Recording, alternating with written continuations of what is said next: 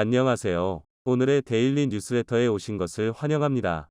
1. 귀신의 피. 2. 북한 탈출 계획. 3. 기밀 정보가 공개됩니다. 북한은 자유와 인권이 부족한 국가로 널리 알려져 있습니다.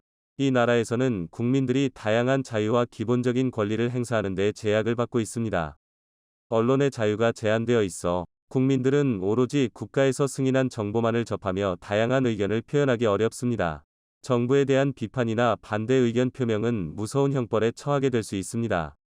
또한 북한에서는 국민들의 이동과 국경 너머로의 이주가 제한되어 있어 자유로운 이동이 어렵습니다. 국경을 넘어가려는 시도는 엄격한 통제하에 있으며 이에 따라 탈북자들은 위험하고 어려운 여정을 겪게 됩니다. 한번 진실을 알아봅시다. 북한에서 신성한 피로 취급받는 백두혈통. 김일성과 김정일로 내려온 이 백두혈통이 최근 흔들리고 있습니다. 김정은을 불신한 북한 내부에서 불만 세력들이 김여정을 중심으로 모이고 있다는데요. 목숨을 걸고 북한을 빠져나온 탈북자의 증언을 통해 드러난 백두혈통의 분열 소식과 북한에서 벌어지는 현 상황에 대해 지금부터 자세하게 설명해 드리겠습니다. 최대한 몸을 숙인 남자는 재빠르게 정문으로 들어갔습니다. 당황한 경비원들은 남자를 잡기 위해 몸을 날렸지만 그걸 예상하기라도 한 듯 남자는 좁싸게 건물 안으로 들어갔죠. 그를 뒤쫓던 이들도 건물 안으로 들어가는 모습을 확인하고는 한숨을 내쉬었죠. 절박한 한 남자의 목숨을 건 탈주. 주중 캐나다 대사관으로 몸을 날린 남자는 북한 고위급 관계자였습니다. 단 한 번이라도 실수했다면 남자는 그대로 북한으로 끌려갈 수 있었던 상황. 한국으로 도망치기 위해 그는 도박을 했고 도박은 성공적이었죠. 그의 이름은 의성일 당중안군사위원회 소속 의원이자 인민군 상장 출신으로 절대 낮은 위치에 있는 인물이 아니었습니다. 캐나다 대사관에서 싱가포르로 이동, 비밀 루트를 통해 한국을 밟았는데요. 당중앙위원회 소속 인물로 알려진 의성일은 최근 선전 매체에서 종적을 감췄습니다. 북한 연구학자들은 물론이고 정보조직에서 갑자기 사라진 그의 흔적을 추적했죠. 그런 그가 갑자기 한국에서 모습을 드러냈는데요. 안전을 위해 숨을 죽이고 있었던 그는 매체를 통해 충격적인 증언을 하게 됩니다. 바로 김정은으로 대표되는 백두혈통에서 분열이 일어나고 있다는 증언인데요. 김정은이 권력을 잡고 있는 북한군 조직은 물론이고 외부 정보 조직에서도 이탈 움직임이 잇따르고 있는 것은 한국 당국은 물론이고 미국에서도 주시하고 있는 것이 사실. 실제로 북한이 최신형 ICBM 발사 소식을 전달하면서 북한이 전과 다르게 과시적인 모습을 드러내며 적극적으로 존재감을 드러내려 한 것은 외부의 북한 정권의 건재함을 자랑함과 동시에 내부의 결속과 이탈을 막기 위한 행동이라는 분석이 지배적이었죠. 김정은이 발탁한 사령관들 북한 인물 정보에 없는 신세대 50대 해군 항공군 사령관 발탁 세세대 지휘관 통제 강화. 의성일 전 의원은 이탈만이 전부가 아니고 김여정을 중심으로 한 별도의 움직임이 일어나고 있다는 사실을 알렸습니다. 조선노동당 부부장으로서 김정은의 뜻을 전달하고 있는 것으로 알려진 김여정이 갈등의 핵으로 부상하고 있다는 주장인데요. 김여정이 갈등의 핵으로 떠오른다는 그의 주장이 주목을 받는 것은 최근 한국과 미국에 대한 발언에서 김여정이 보인 파격적인 수위를 통해 알 수 있습니다. 김여정은 최근 서욱 국방부 장관을 향해 미친 X이라는 말폭탄을 쏟아냈는데요. 반년 만에 담아낸 김여정, 서욱 향해 미친놈 쓰레기, 말폭탄. 조선중앙통신을 통한 담화에서 그녀는 남조선 국방부 장관은 우리 국가에 대한 선제타격 망발을 내뱉으며 김여정, 서욱 맹비난, 심각한 위협 직면할 수도, 반공화국 대결 관기를 드러냈다. 고 노골적인 적개심을 품었습니다. 서욱 국방부 장관이 언론 인터뷰 자리에서 북한 미사일 발사 징후가 명확할 경우 발사 원정과 더불어 서욱, 이례적 경고, 북미사일 발사 징후 시 원점 타격 능력 갖춰 지휘 및 지원 시설을 정밀 타격할 수 있다. 고 언급한 것에 감정적으로 반응한 것으로 보이는데요. 핵보유국이라고 북한을 스스로 지칭한 김여정은 김여정, 남, 군사대결 선택하면 핵무력 사용, 의협남 향한 핵 사용 첫 언급, 남조선에 많은 것을 제거할 것, 이라며 추가 도발까지 가능하다는 뜻을 내비치며 북한도 협조할 만큼 최대한 협조했다는 뜻을 밝혔죠. 그녀는 이전 남북공동연락사무소를 폭파하는 데 상당한 기여를 한 것으로 알려진 인물. 북한 김정은의 의사도 어느 정도 반영했겠지만 그녀가 한국에게 본때를 보여줘야 한다는 강경 의견을 실었기에 폭파까지 이어졌다는 분석이 지배적인데요. 분석가들 사이에서 김여정이 오빠인 김정은보다 더 강경한 인물로 과거 김일성 김정일로 이어지는 강성 이미지를 승계했다고 바라봤죠. 발언의 수위 역시 김정은에 비해 보다 더 날 것에 가까운 언행이 많았습니다. 태무든 조국을 배반한 들짐승보다 못한 인간 주물들이라며 모든 주민 보는 노동신문에 직접 담아 발표. 군사합의 위반, 최악 국면까지 각오해야 배 김여정, 탈북자 쓰레기들. 핵 문제로 최고 존엄 건드려 탈북자들을 대상으로 배신자 딱지를 붙이며 모욕하는 것은 기본이고 한국 고위 관계자들을 대상으로 험한 말을 일삼았다고 합니다. 탈북한 의성일 전 의원은 한국을 향해 할 말을 다하는 그녀의 언행에서 과거의 향수를 느낀 북한 원로들이 지지를 표했다고 합니다. 군 내에서도 그녀가 상당한 지지 세력을 확보했다는 이야기도 돌았다고 하죠. 게다가 경제적으로 전례 없는 위기를 맞이한 북한 내에서 김정은 지도력에 대한 의구심이 생기는 상황. 위기에서 김정은이 통합된 리더십을 보이지 못한 것과 겹치면서 김여정을 새로운 지도자로 모셔야 하는 것이 아니냐는 소리도 돌았다고 합니다. 탈북한 북한 고위 관료의 발언이 아니더라도 이미 북한에서는 조직 내부가 심각하게 붕괴하고 있는 정황이 포착되었죠. 위기를 극복하고자 김정은이 야심차게 추진했던 정책도 뚜렷한 성과를 보이지 못했습니다.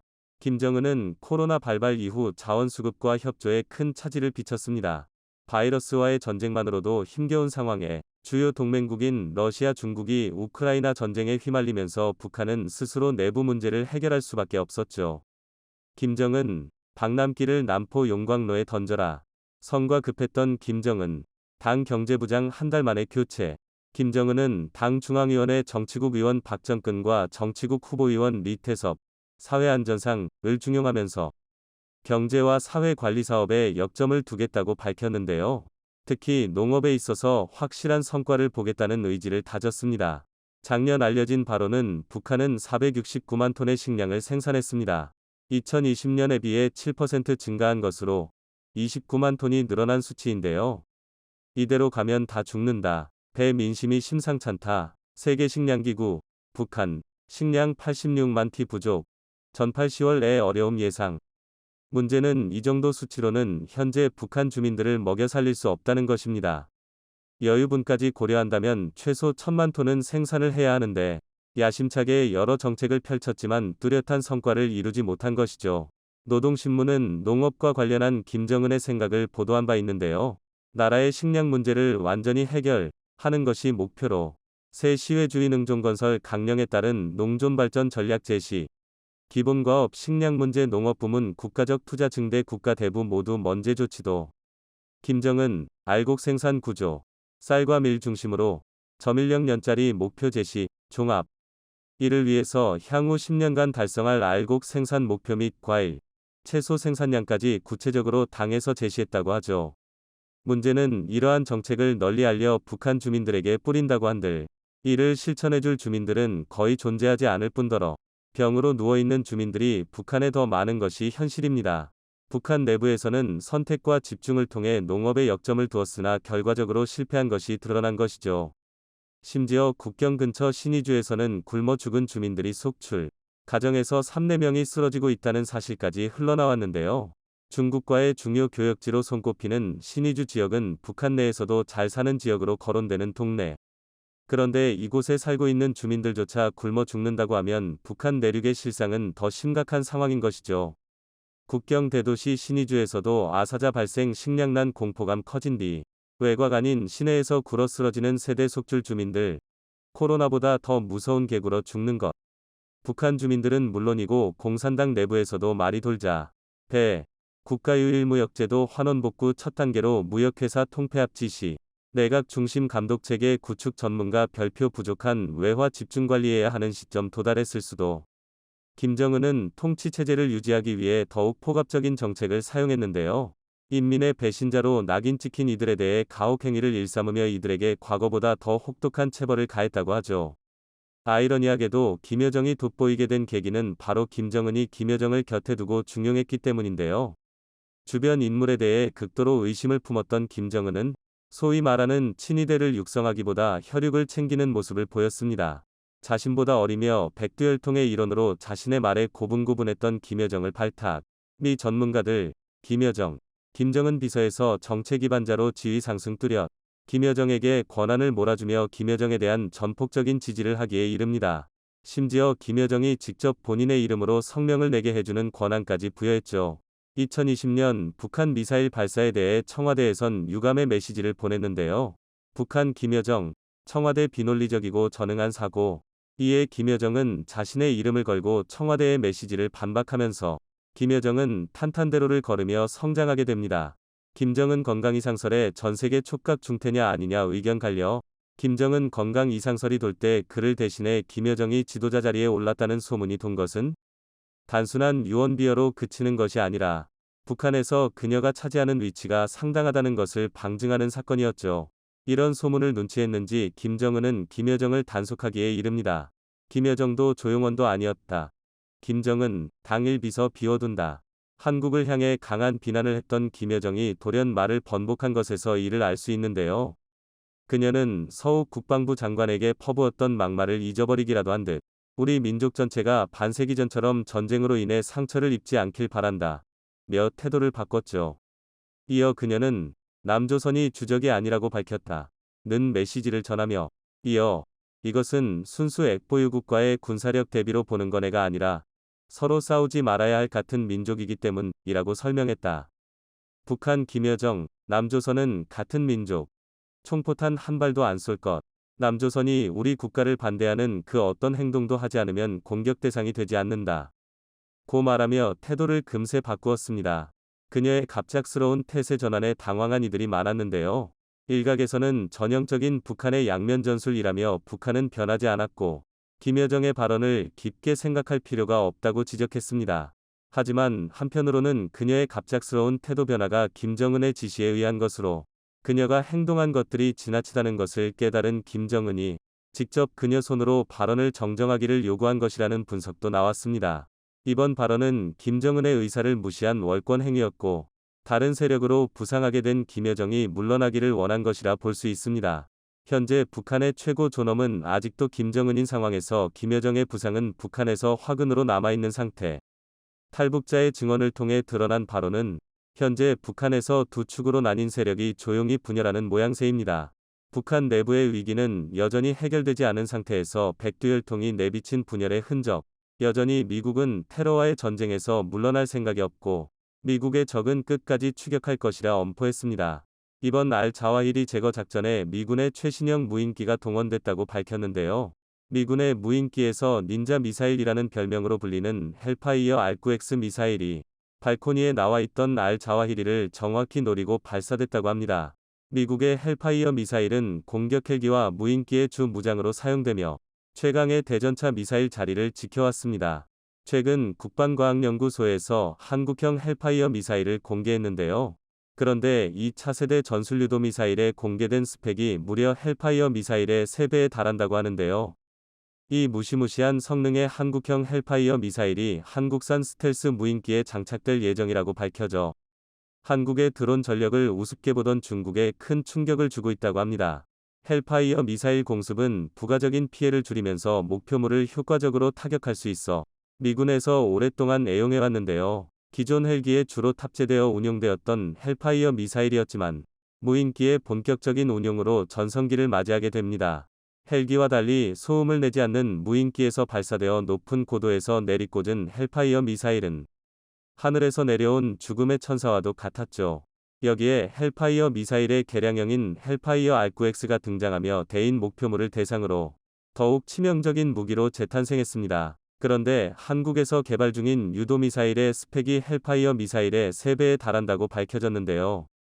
현무, 신궁, 천궁, 현궁 등 뛰어난 성능의 국산 미사일을 수차례 개발했던 국방과학연구소에서 차세대 전술 유도무기를 공개했습니다. 기존 보병용으로 개발되었던 현궁 대전차 유도미사일보다 대형으로 한국산 군용 무인기와 FA-50에 도입할 예정이라고 합니다. 최대 사거리 30km에 최대 운용고도 15km로 사거리 10km, 운용고도 5km 정도인 헬파이어 미사일의 3배에 달하는 성능에 최대 9지위 중력 가속도에서 발사하는 게 가능하다고 하는데요. 이는 무인기나 FA-52 속도를 줄이지 않은 채로 목표물을 향해 발사하는 게 가능하다는 걸 의미합니다. 이러한 스펙이 공개되자 군사 전문가들이 믿을 수 없다는 반응을 보였는데요. 이는 기존 무인기를 이용한 전술의 패러다임을 바꿔놓을 만한 성능이기 때문입니다. 기존 미군이 무인기로 헬파이어 미사일을 발사하기 위해서는 5km 고도까지 내려와 속도를 200km/h까지 줄여야 했었습니다. 때문에 미사일 발사 직전에 발각될 경우 격추될 확률이 급격하게 높아졌었습니다. 군용 무인기가 한두 푼 하는 물건도 아니었기에 조금의 대공무기만 있어도 무인기의 공격적인 운용이 불가능했죠. 그런데 이 한국형 헬파이어 미사일이 도입된다면 고고도에서 순식간에 미사일을 발사하고 철수하는 게 가능해집니다. 거기에 사정거리 3배는 단순히 3배 멀리 쏠 수 있는 것뿐만 아니라 기존 헬파이어 미사일이 지배할 수 있던 공역의 9배 이상의 범위를 무인기의 킬존으로 만들 수 있게 된다는 것을 의미합니다. 이러한 성능에 미군을 비롯해 한국산 무기를 수입하던 국가들에서 높은 관심을 보이고 있는데요. 이 차세대 유도미사일이 무인기에 장착될 경우 그동안 지적받아왔던 한국산 무인기의 공격력 부재 문제도 해결될 것으로 기대받고 있습니다. K9, KF-21, K2 등의 한국산 무기들에 비해 한국산 무인기의 인지도는 상대적으로 낮았었습니다. 이 때문에 한국이 드론 약소국이라는 인식이 존재했었는데요. 이는 명백히 사실이 아니라고 단언할 수 있습니다. 한국의 군용 무인기 개발 역사는 무려 1977년까지 거슬러 올라갑니다. 한국형 무인기 개발 시작 후 4년 만에 비행이 가능한 실증기체 솔개를 만드는 데 성공했는데요. 하지만 1984년 국산 무기 개발에 투입되던 예산과 인력이 축소되며 한국형 무인기 개발은 갑작스럽게 중단되고 말았습니다. 그렇게 잊혀지는 듯 했지만 1990년 걸프전이 발발하며 전 세계에 군용 무인기 열풍이 불기 시작합니다. 당시 미군은 걸프전에서 무인기를 적극적으로 운용하며 전쟁의 양상을 뒤바꿔 놓았습니다. 이는 현대 무기사에서 항공모함의 등장만큼이나 충격적인 사건이었습니다. 한국 역시 이에 자극받아 1990년부터 무인기 개발에 착수하고 겨우 1년 뒤인 1991년 세계 10번째 무인정찰기 RQ-101 송골매를 선보였습니다. 현재 군단급 정찰기로 운용 중인 송골매를 시작으로 본격적인 한국형 군용 무인기 개발이 진행 중에 있는데요. 2023년 실전 배치를 목표로 개발 중이던 다목적 중고도 무인기 KUS-푸스의 개발이 완료되어 양산에 들어갔다고 합니다. 최고 속도 360km, 최대 고도 13km, 운용 반경은 500km에 달해 사실상 한반도 전역을 작전 범위로 두고 있는데요. KUS-푸스는 현재 미군의 주력 무인 공격기인 MQ-9 리퍼를 목표로 설계되었기에 정찰 임무 외에도 미사일을 탑재한 무인 폭격기로도 운용될 예정입니다. KUS-푸스의 이륙 중량이 5,700kg에 달해 헬파이어 미사일을 비롯해 다양한 무장을 탑재할 수 있을 것으로 기대받고 있는데요. 최근 한국에서 미국 측에 헬파이어 미사일 400기를 구매하고 싶다는 의사를 밝혔었던 게 곧 실전 배치될 KUS-푸스의 무장을 확보하기 위함이었던 것으로 보입니다. KF-21이 시험 비행 이전 공개된 공군 홍보 영상에서 컴퓨터 그래픽으로 만들어진 스텔스 무인 전투기 가오리 X가 KF-21이 호위기로 등장했었는데요. 미국의 차세대 스텔스 무인기들과 유사한 형상을 지닌 가오리 X는 KF-21에 앞서 전장에 투입돼 정찰과 대공무기를 파괴하는 역할을 수행할 예정입니다. 가오리 X는 2030년에 KF-21과 함께 전력화가 계획되어 있는데요. 단 한 대의 KF-21로 비행편대를 구성하는 게 가능해질 것으로 보입니다. 이처럼 군용 무인기 하면 생각나는 형태의 무인기 외에도 다양한 방식의 군용 무인기가 개발 중에 있는데요. 그중 독특한 군용 무인기 개념이 바로 자-X 드론과 군집 드론입니다. 잘 알려져 있지 않지만 한국군은 오래전부터 자-X 드론을 운용해왔는데요.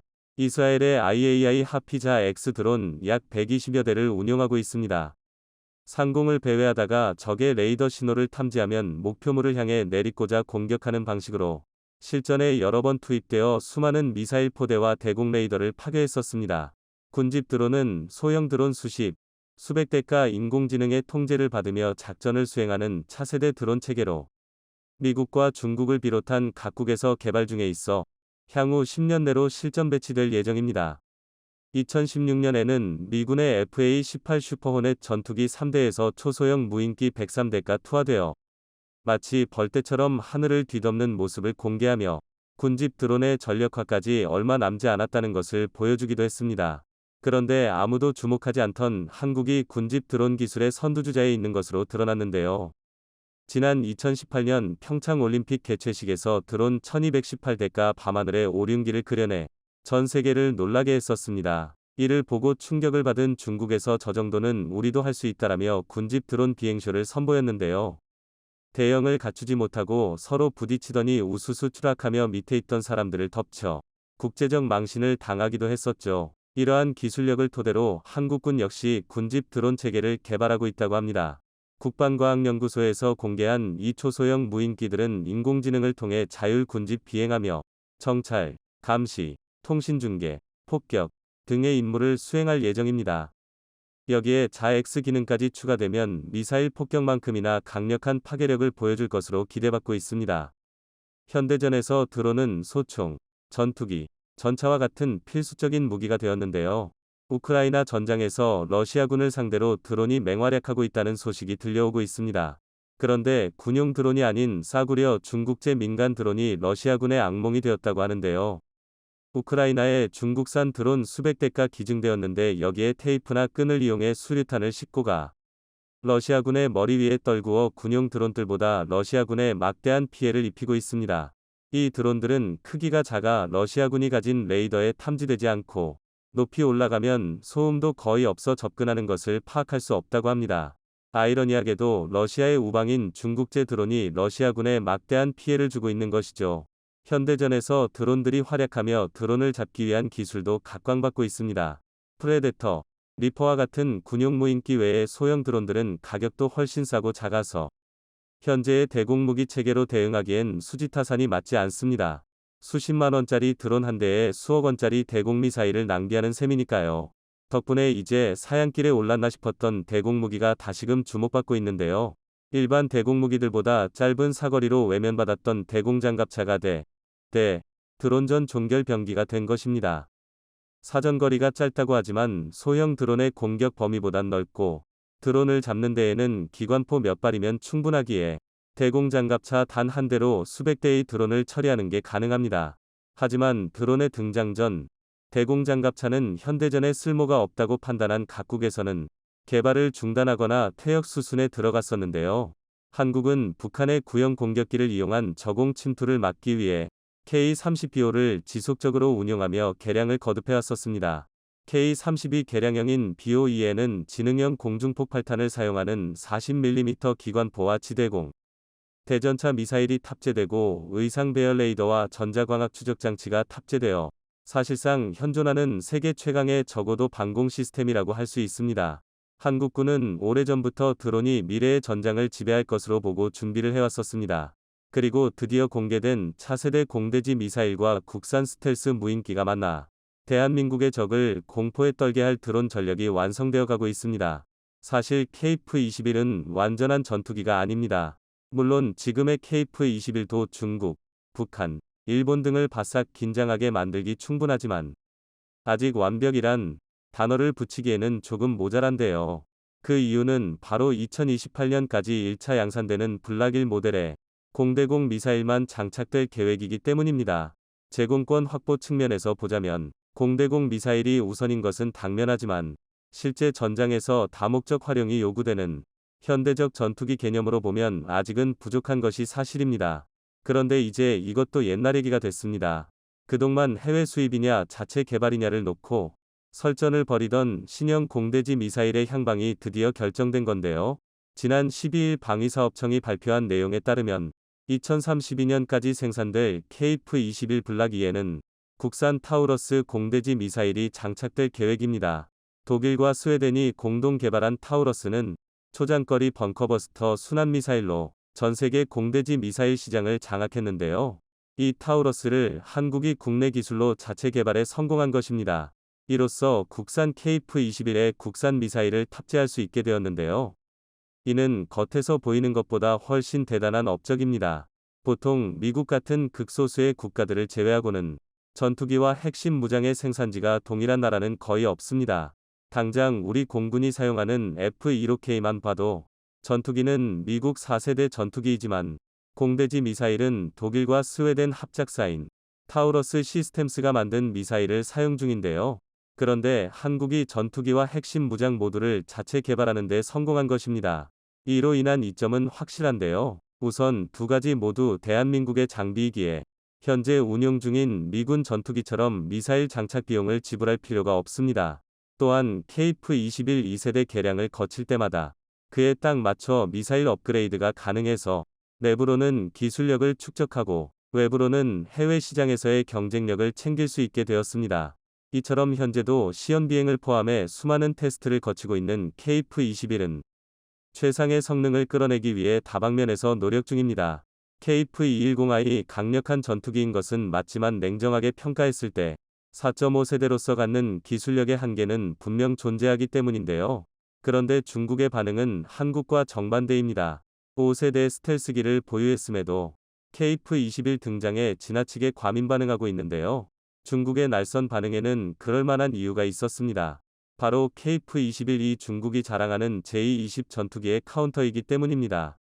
이 비밀은 KF-21이 얼굴을 보면 알 수 있는데요. 동그란 생김새가 귀엽기는 하지만 잘생긴 KF-21g 얼굴에 큼지막한 점이 하나 붙어있는 모습이라 한번 보이면 계속 신경이 쓰일 수밖에 없습니다. 그런데 이 장비가 바로 KF-21이 중국의 제220을 포함한 스텔스 전투기의 카운터가 될 수 있도록 해주는 IRST 적외선 센서입니다. IRST는 적외선을 이용해 적기와 대공 미사일 등 광범위한 영역에서 대공 표적을 탐지하고 추적 정보를 제공해주는 장비인데요. IRST의 가장 큰 특징은 물체가 발산하는 열 에너지를 감지해서 레이더가 놓치는 스텔스기를 포착할 수 있다는 점입니다. 높은 고도의 차가운 공기와 대비되는 엄청난 엔진열을 발산해서 더욱 쉽게 포착이 가능합니다. 다만 레이더에 비해 탐지거리가 짧고 날씨의 영향을 많이 받는다는 점과 미사일 방어 시스템인 플레어에 취약하다는 단점이 있는데요. 그러나 스텔스 성능이 기본적으로 장착되는 5세대 이상 전투기들과의 교전 상황을 생각해 볼 때 서로 레이더로 찾지 못하는 상태에서 IRST를 사용할 경우 매우 유리한 전투를 벌일 수 있습니다. 게다가 말만 레이더에 비해 탐지거리가 짧다 뿐이지 IRST 도 환경만 받쳐준다면 최대 100km 이상 탐지가 가능합니다. 특히 자국의 스텔스기가 많은 무장을 갖출 수 있다고 선전하는 중국은 반대로 엔진 기술이 받쳐주지 못해 유독 IRST의 약한 모습을 보이고 있습니다. 그 이유는 교전에 진입하기 전 애프터버너를 사용해 충분히 속도를 올려야 하는 전투기의 특징 때문인데요. 엔진 기술이 부족한 제220은 그만큼 더욱 긴 시간 애프터버너를 사용해야 합니다. 그런데 앞서 말씀드린 것처럼 IRST는 열 에너지를 추적하기 때문에 애프터버너를 오래 사용할수록 탐지 확률이 기하급수적으로 치솟습니다. 한마디로 IRST의 존재로 인해 중국 스텔스기는 함부로 속도를 높일 수도 없는 상황이 되는 것은 물론 그만큼 작전 반경과 기동력에서 손해를 볼 수밖에 없다는 얘기입니다. 더군다나 적외선 센서가 다른 탐지 체계와 연계가 가능하다는 점을 생각해보면 IRST가 얼마나 무서운 탐지 능력을 갖추고 있는지 알 수 있는데요. 만약 KF-21이 IRST와 지상, 그리고 해상 지원 장비가 유기적으로 연동된다면 적 전투기는 자신이 조준되어 있다는 것도 알지 못한다는 얘기입니다. 이처럼 전투기에는 외관은 이해할 수 없어도 실제로는 꼭 필요한 장비들이 몇 가지 있는데요. 그중 가장 대표적인 게 바로 라팔의 손잡이입니다. 물론 이게 정말 손잡이는 아닌데요. 이건 공중급유 장치입니다. 하지만 실제로 조종사들은 라팔에 탑승할 때 손잡이처럼 요긴하게 써먹기도 합니다. 그러나 더듬이처럼 생긴 이 요상한 물건은 전투기 운용의 패러다임을 바꿔버렸습니다. 공중급유기와 급유장치의 등장은 1900년대 초반 냉전 시대로 거슬러 올라갑니다. 당시 미군의 전략폭격기는 목표 지점과 인접한 상공에서 머물다가 명령받으면 진입하는 방식으로 운용되었는데요. 공중급유기가 등장함으로 인해 폭격기들이 24시간 공중에서 대기할 수 있게 되었고 혹시 모를 적의 활주로 폭격 또한 대비할 수 있게 되었습니다.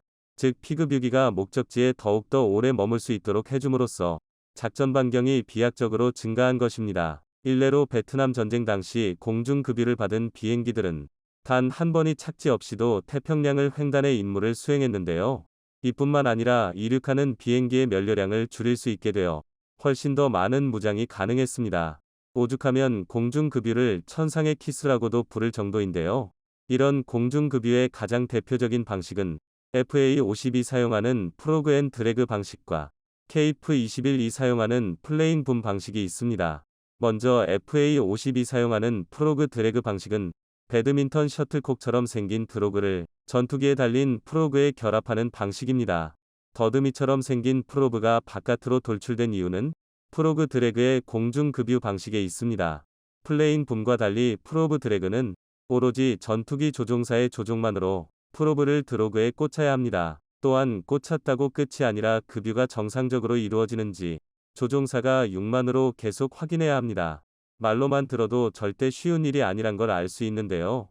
이를 조금이라도 해소하기 위해 가시성 확보 차원에서 프로브가 외부로 과도하게 돌출되어 있는 것입니다. 반대로 KF-21이 공중급유는 FA-50과 달리 플레인 붐 방식을 활용하는데요.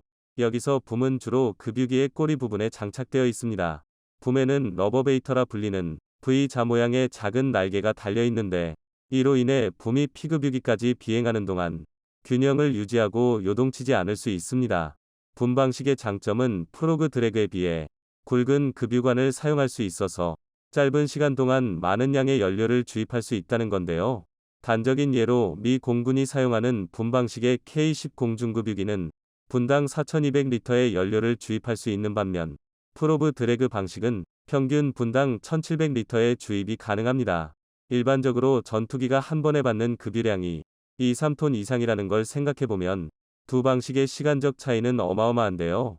그리고 우리 공군은 플레인 붐 방식과 프로브 드래그 두 가지 방식의 공중급유를 전부 사용하고 있습니다. 이는 대한민국의 지리적 특성 때문인데요. 국토의 대부분이 산지인 탓에 넉넉한 활주로를 많이 갖추지 못한 대한민국 입장에서는 작전 반경과 작전 수행 능력에 따라서 엄격하게 전투기를 구별해 사용할 필요가 있습니다. 이처럼 상상하기도 어려운 다양한 이유가 모여 전투기의 모든 부품을 결정하는 것입니다. 하지만 가장 효율적인 방식을 찾기 위한 노력이 무조건 최신형 장비로 끝난 것은 아닌데요. 때로는 많은 사람을 착각에 빠지게 하는 재미있는 장비도 있습니다. 전투기는 고정된 경로가 존재하는 민간 항공기와 달리 실제 전투가 벌어졌을 때 얼마나 많은 연료를 사용할지 알 수 없습니다. 이러한 이유로 장착된 것이 바로 전투기의 외부 연료 탱크입니다. 전투기 날개 아래쪽에 달린 두 쌍이 난립한 생김새 때문에 외부 연료 탱크를 미사일로 알고 계신 분들이 많은데요. 대표적으로 F-16 전투기의 외부 연료 탱크가 있습니다.